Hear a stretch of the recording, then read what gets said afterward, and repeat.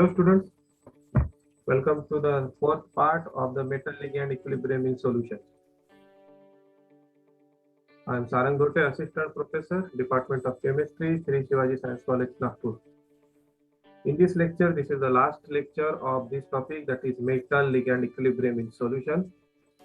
In this topic, today we are going to discuss that is determination of a binary formation constant by various methods. In your syllabus, there are only two methods, that is Irving-Rossetti methods and spectrometric analysis. But apart from these two, the pH metry is also another technique by which we can determine the formation constants.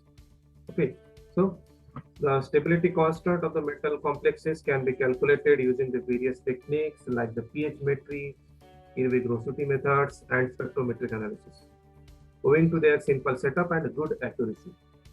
So, as per the syllabus, we are going to discuss the first is the spectrophotometric method, and उसमें से पहला देखेंगे conventional स्पोटोमेट्रिक method. तो conventional स्पोटोमेट्रिक method यानी इसमें क्या होगा, simple beard-Lambert law use करके आप फॉर्मेशन कांस्टेंट आप इसका फाइंड आउट कर सकते हैं। तो the change in the absorbance during the complex formation can be used to find out the stability constant very easily. According to the Beer-Lambert law, the equation is absorbance is equals to epsilon into C into L, whereas the A is equals to absorbance, L is equals to optical length path, and epsilon is equals to the molar extinction coefficient, and C is the concentration of the solution. तो फिर अगर आप absorbance measure करते हो at particular wavelength for a metal complexes with known the path length and known the concentration, we can calculate the molar extinction coefficient. And with this molar extinction coefficient, we can calculate the formation of constant step by step. इस type से तो देखो यहाँ पे consider करते हैं एक है मेटल लिगैंड इक्विलिब्रियम, ओके, एक रिएक्शन से। अभी इस रिएक्शन में ओके क्या होगा, so we know that metal plus ligand, it gives the complex that is Ml. Okay, this is the formation constant. We know that the formation constant is equals to the molar concentration of metal complex and the molar concentration of what, metal and ligand. This is the equation.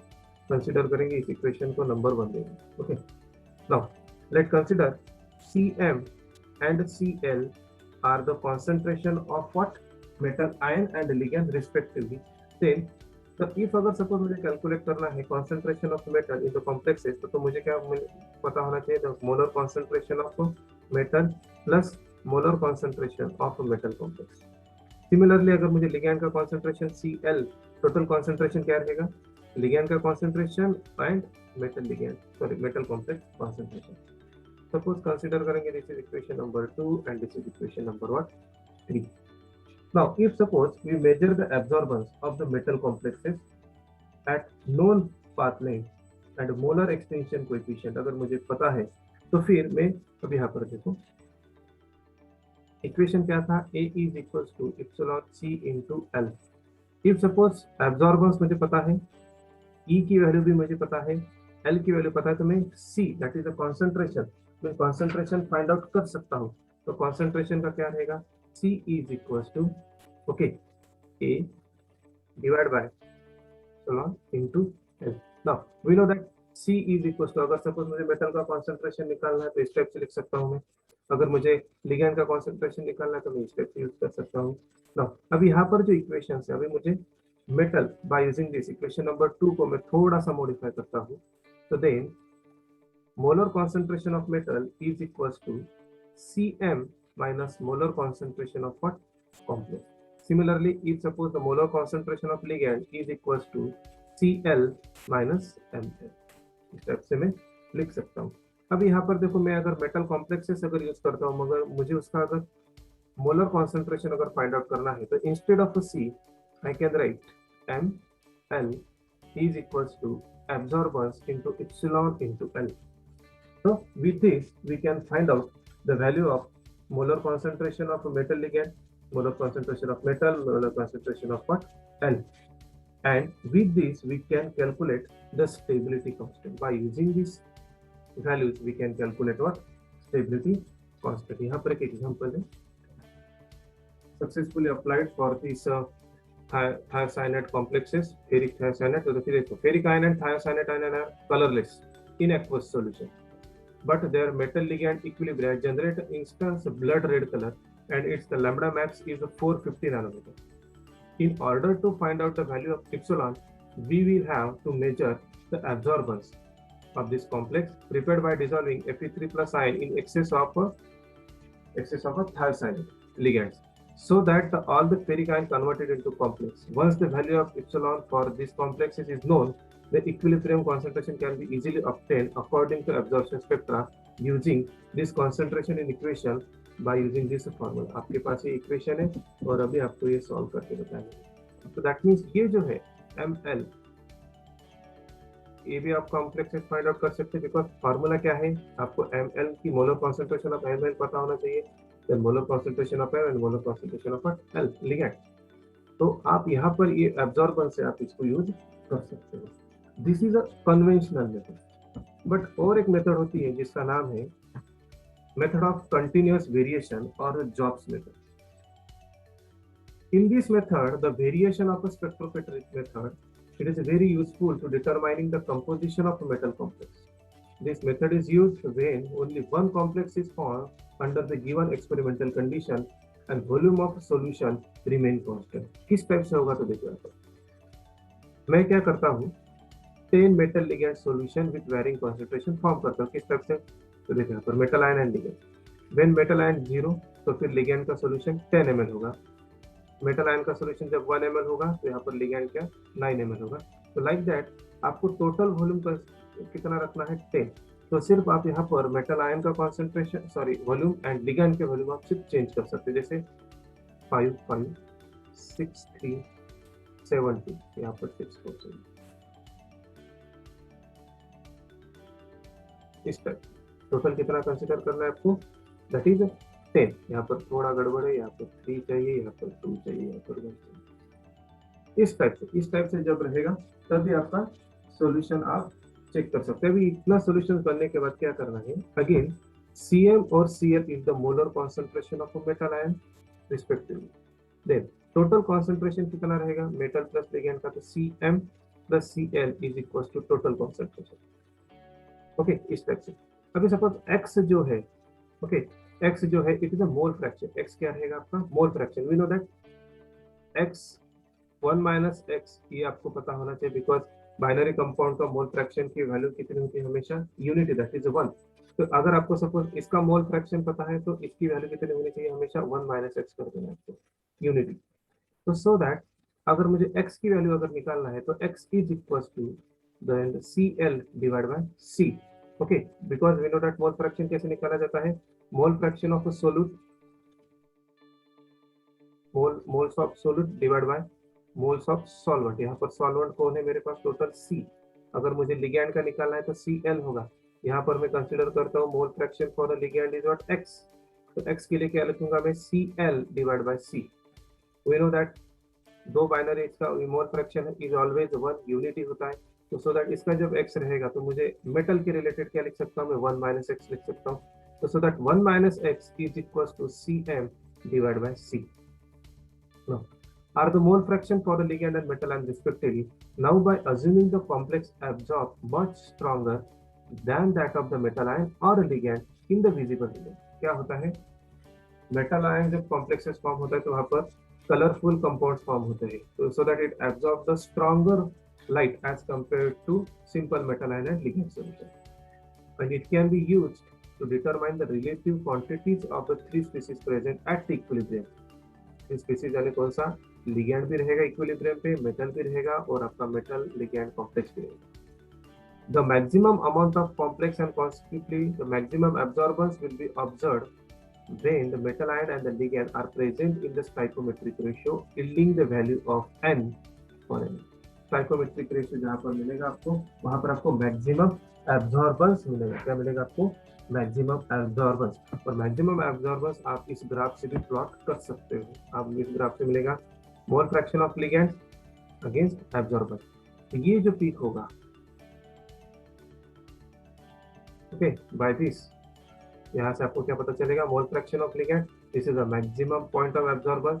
तो यहाँ पर देखो आपके पास n की value क्या रहेगी, फिर n is equal to CL divide by CM।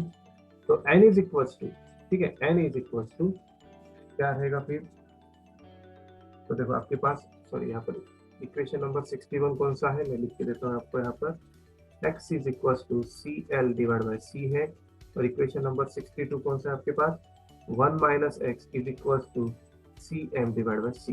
Okay, now dividing equation 61 by 62, इसको मैं डिवाइड करता हूँ तो मुझे यहाँ पर ये वाली टर्म्स मिलेगी, बिकॉज आपको क्या चाहिए, n की वैल्यू चाहिए, CL डिवाइड बाय CM। तो अगर मैं डिवाइड करूंगा तो मुझे यहाँ पर क्या मिलेगा, final equation x divide by 1 minus x divide by 1 minus x, ये वाला इक्वेशन मुझे मिलता है। तो the composition of the complex obtained by the knowing the value of n, the absorbance calculated at the crossover point is the theoretical maximum, उसको बोला जाता है maximum absorbance point बोला जाएगा। ओके, एंड concentration, यहाँ पर absorbance is proportional to the concentration or extrapolated absorbance given the maximum concentration of the complex, while the observed absorbance as the same mole fraction given the concentration of complex। यहाँ पर simple formula, actual divide by maximum, A absorb divide by A maximum, और इस equation से आप के F की value पता कर सकते हो। Now the concentration of all the three species at equilibrium can be found and equilibrium constant can be calculated by the relation, because आपको हमेशा फॉर्मूला क्या रहता है, ml divide by the molar concentration of L divide by molar concentration of ligand. ये value अगर आपके पास है तो आप KF की वैल्यू फाइंड आउट कर सकते हैं। तो सबसे पहले आपका इंटेंशन क्या होना चाहिए, आपको इन की वैल्यू पता होनी चाहिए, so that to determine this value there are the spectrophotometric method. ये तो हो गया spectrophotometric method, first one is the conventional method हो गया, और दूसरा हो गया आपका कौन सा, जॉब्स मेथड। आपकी सिलेबस में और एक मेथड है, दैट इज इरविग-रोसोटी मेथड। ये काफी सिंपल मेथड होती है, यहाँ पर पीएच मेथड जो यूज होती है उसी का अपडेटेड वर्जन होता है। ये Kelvin-Bajrian pH titration technique is adopted by Irving-Rossotti, is generally used to determine the proton ligand। ध्यान में रखना यहाँ पर proton ligand and metal ligand formation constant. Proton ligand आया था बिकॉज ये पीएच के रिलेटेड होता है। प्रोसीजर काफी सिंपल होती है, इसमें क्या करते हैं, पीएच टाइट्रेशन करते हैं with the 3 sets of mixture. First set होता है मिनरल एसिड का, सेकंड सेट होता है mineral acid plus ligand solution का, थर्ड सेट होता है mineral acid plus ligand solution plus metal ion का, और हर एक का टाइट्रेशन का एक प्लॉट करते हैं, that is observe pH against volume of alkali. ध्यान में रखना, फिर से देखो यहाँ पर इसमें क्या होगा, 3 सेट्स होते हैं, एक होता है सिंपल एसिड वर्सेस टाइट्रेशन, दूसरा होता है मिनरल एसिड प्लस लिगैंड का टाइट्रेशन होगा अगेन NaOH, और फिर mineral acid plus ligand plus metal ion solution, इसको अगर मैं मिक्स करूंगा और इसका टाइट्रेशन करूंगा NaOH with pH titration method से, तो आपको वहां पर ग्राफ मिलेगा। तीनों भी प्लॉट्स आपको ड्रॉ करने, उसमें से फर्स्ट रहेगा एसिड टाइट्रेशन कर्व, दूसरा रहेगा लिगैंड टाइट्रेशन कर्व, और third one is metal complex titration curve. Okay, ये रहा इस टाइप से। ओके, ये ग्राफ है इस टाइप से, और इस टाइप से आप क्या पता कर सकते हो, by using this we can calculate the KF also. PH से आपको पता चल सकता है, क्योंकि आपको यहाँ पर पीएच अगर पता चल गया तो आपको वहाँ पर कॉन्सेंट्रेशन ऑफ मेटल कॉम्प्लेक्सेस का फाइंड आउट कर सकते हो। अभी क्वेश्चन ये है कि किस टाइप से फाइंड आउट कर सकते हैं, तो देखो यहाँ पर देखो एक इक्वेशन होता है इस टाइप से,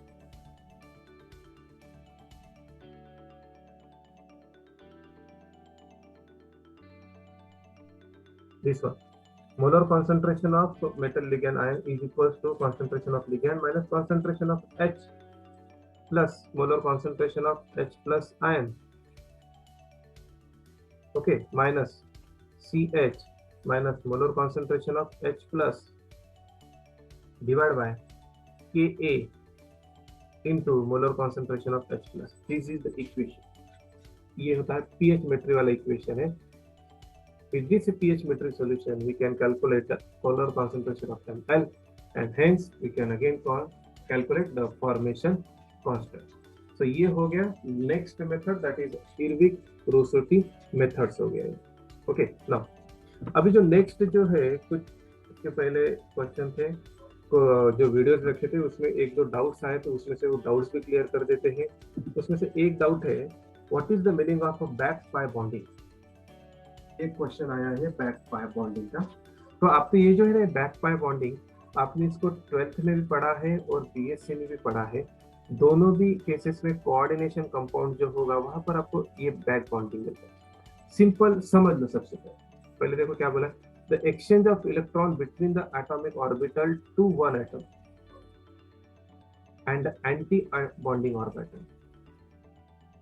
on another atom is called a back bonding।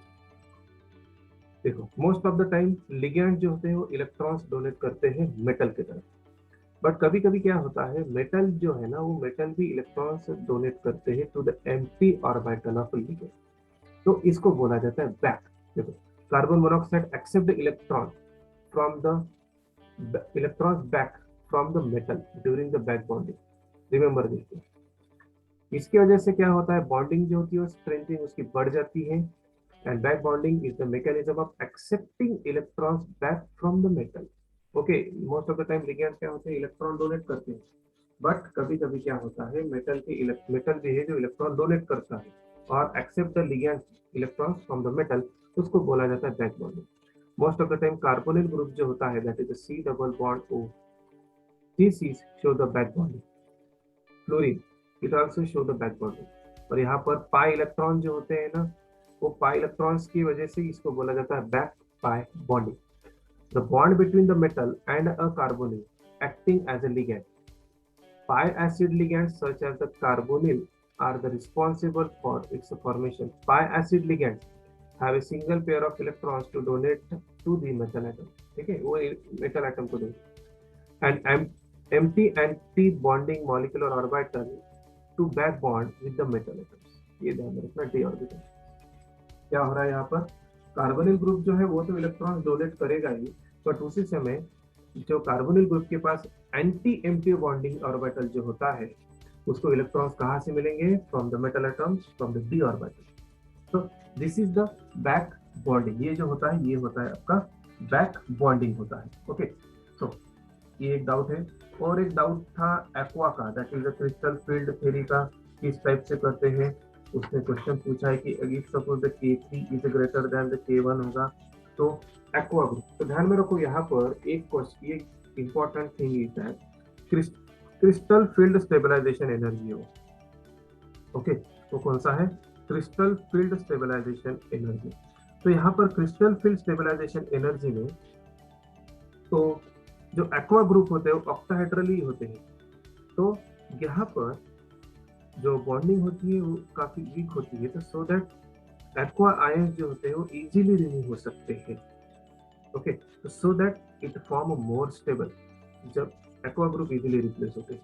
Because बायपीरियडिन के केस में क्या था, K2 is less than K3 था। Okay, K2 is less than K3 था, तो so that due to the high CFSE that is K3 के जो रहेंगी उसकी एनर्जी जो होती है वो हायर होती है।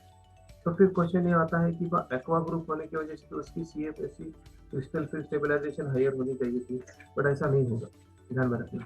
बायपीरियडिन ग्रुप है, उसके बाद स्टेरिक फैक्टर्स भी होगा, ये सब चीजें आपको ध्यान में रखना है, तभी आपको पता चलेगा।